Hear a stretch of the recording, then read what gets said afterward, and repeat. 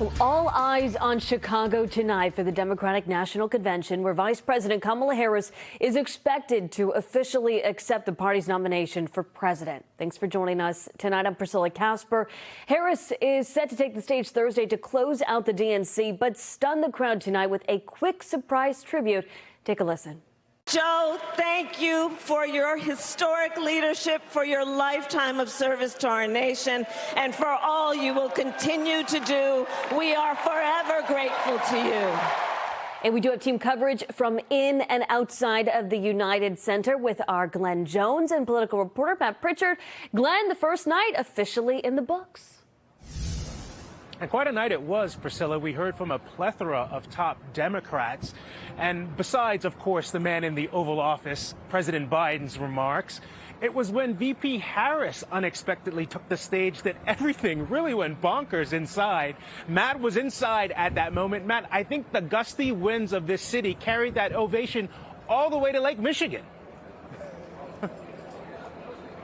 Yeah, I would guess you could feel the earth shake outside of the United Center, Glenn. It was very loud when Vice President Harris made her way onto the stage. We sort of had a hint that this was going to happen because Doug Emhoff, as well as Tim Walz, made their way up into a box with a seat empty in the middle. And so you knew the surprise was coming at some point, despite the night meant to be focused on Joe Biden. We had a chance to catch up with Governor Maura Healey seconds after that surprise visit from the vice president. Here's what she had to say.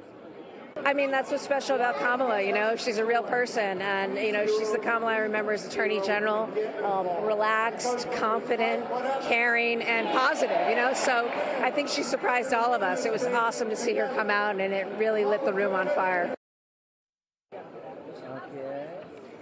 And that excitement would hold throughout the night, waving these different signs as Joe Biden made his way to the stage, the keynote speaker for the evening, with the entire arena given these "We Love Joe" banners, as well as "Thank You, Joe," and also recognizing the First Lady, Jill Biden, who spoke just prior to the president taking the stage. Throughout the evening for Joe Biden, we heard him talk about a lot of different things. His decision to step aside and hand over the baton to the next generation, his Vice President Kamala Harris, even commenting at a point and saying that he knows more world leaders by a first name than anyone else on the globe because of his age. Of course, he also spotlighted what he sees as his administration's successes over the last 4 years, spotlighted several of them throughout the speech.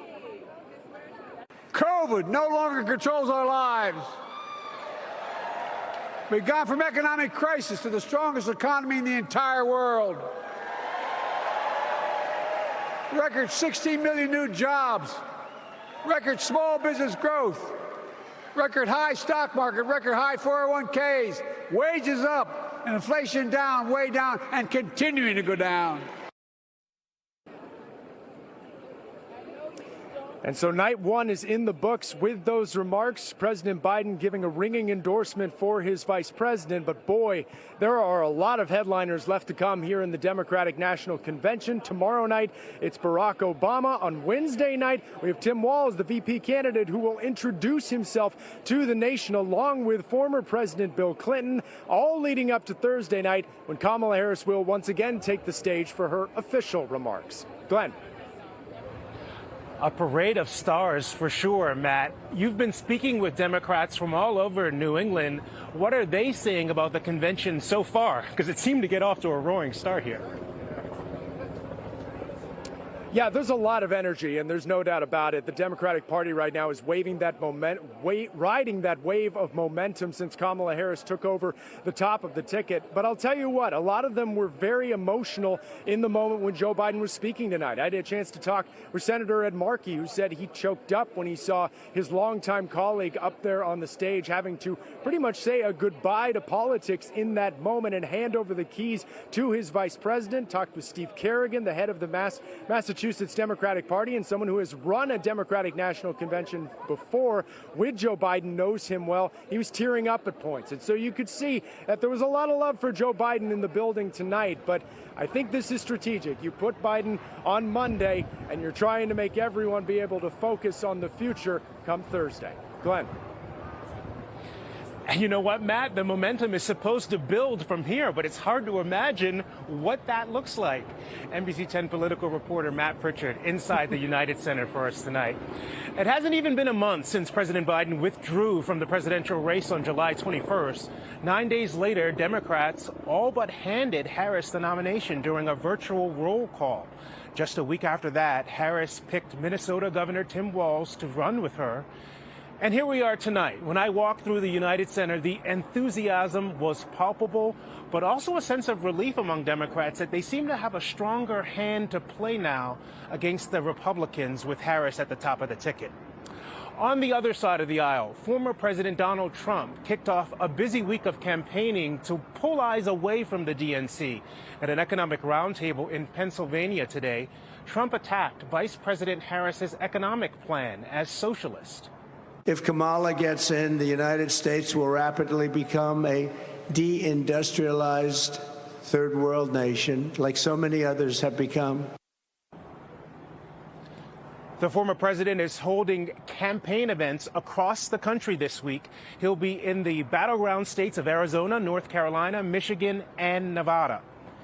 Meanwhile, here in Chicago, several people were arrested today after pro-Palestinian protesters got past barricades near the United Center. You can see multiple protesters scaled the fences right before speakers took the stage here.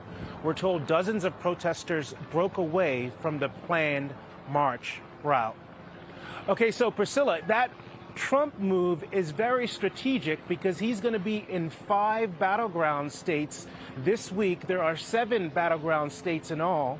One night down here in Chicago, 3 to go. But when the convention is over, you can expect those Democrats to join him in those battleground states because that is where this election is going to be fought and won. A lot more to come here in the days ahead. Priscilla, back to you. Yeah, all eyes going to be on those battleground states after this week. Glenn, thank you. And for you at home, Glenn, Matt, and our political analyst, Sue O'Connell, will have you covered from Chicago all week long. And plenty of big names. They're still expected to take the stage this week, including Second Gentleman Doug Emhoff and Barack and Michelle Obama will speak tomorrow. Bill Clinton and Harris's running mate, Minnesota Governor Tim Walz, will speak Wednesday night.